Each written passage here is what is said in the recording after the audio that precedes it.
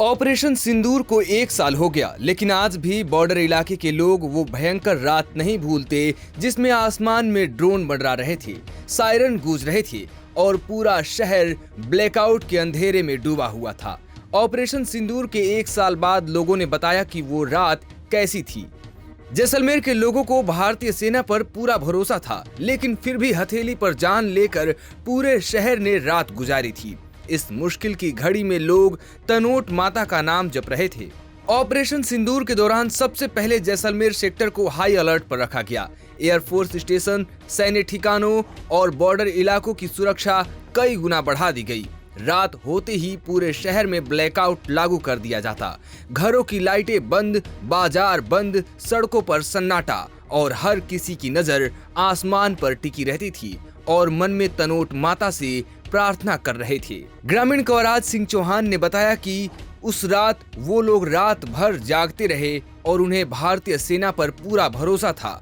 खुद मुख्यमंत्री भजन लाल शर्मा फोन करके उनसे स्थिति का जायजा ले रहे थे। कि ऑपरेशन सिंदूर के समय हम रात भर यहाँ जागते बैठे थे। हौसला अफजाई करने के लिए हमें पूरा भरोसा था कि हमारे साथ ऐसा नहीं होगा तो हमारी भारत की सरकार है और सैनिक हमारे साथ है और माँ तनोट हमारे साथ में, इसलिए हमारा कुछ होने वाला नहीं है। क्यों जैसलमेर में चारों तरफ मगरों के ऊपर देवियां बैठी है। तनोट माता के ऊपर अभी भी बम जंदे पड़े वहाँ के पाकिस्तान के जो सैनिकों ने भेजे थे।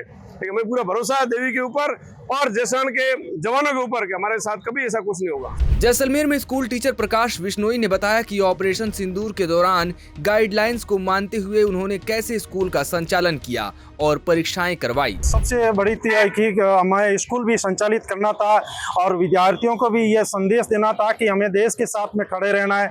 आत्मविश्वास के सामने विद्यार्थी और अभिभावक भी साथ खड़े रहे और जिस तरह के दिशा निर्देश सुरक्षा को लेकर के ऊपर से दिशा निर्देश है, उस तरह से हमने एग्जाम कन्वर्ट किए। और लेकिन हमारे शिक्षक और विद्यार्थी नियमित रूप से स्कूलों में गए और यहाँ से बिल्कुल बॉर्डर के पास स्कूल हैं, वो सभी नियमित रूप से संचालित हुई। कुछ एग्जामों को जो लेकर के गाइडलाइन थी, उस गाइडलाइन को पालन करते हुए हमने उस एग्जामों को स्थगित किया। जैसलमेर के व्यवसायी सांगाराम ने बताया कि वो दिन उनके कैसे बीते और उन्होंने भारतीय सेना का धन्यवाद भी किया।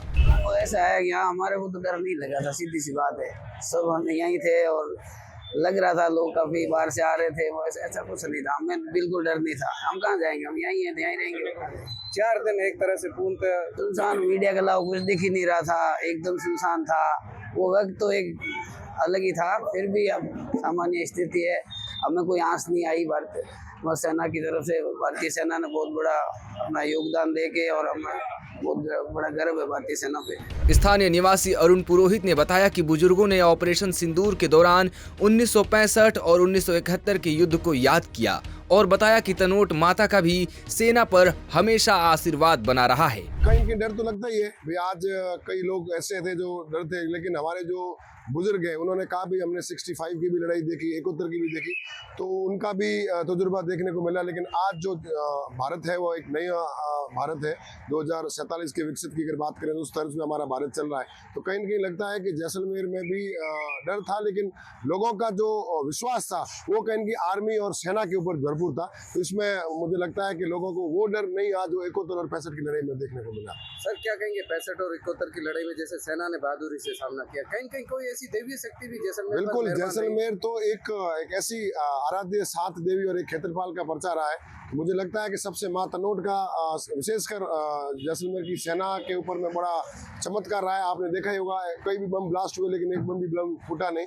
तो ये एक जैसलमेर है, भगवान कृष्ण की नगरी है।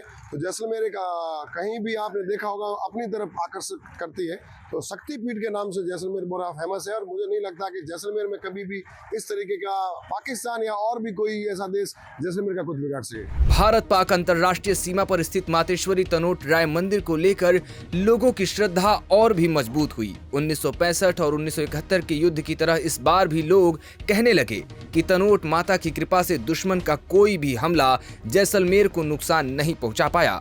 जैसलमेर से पॉलिटिकल पंचायत के लिए जगदीश गोस्वामी की रिपोर्ट।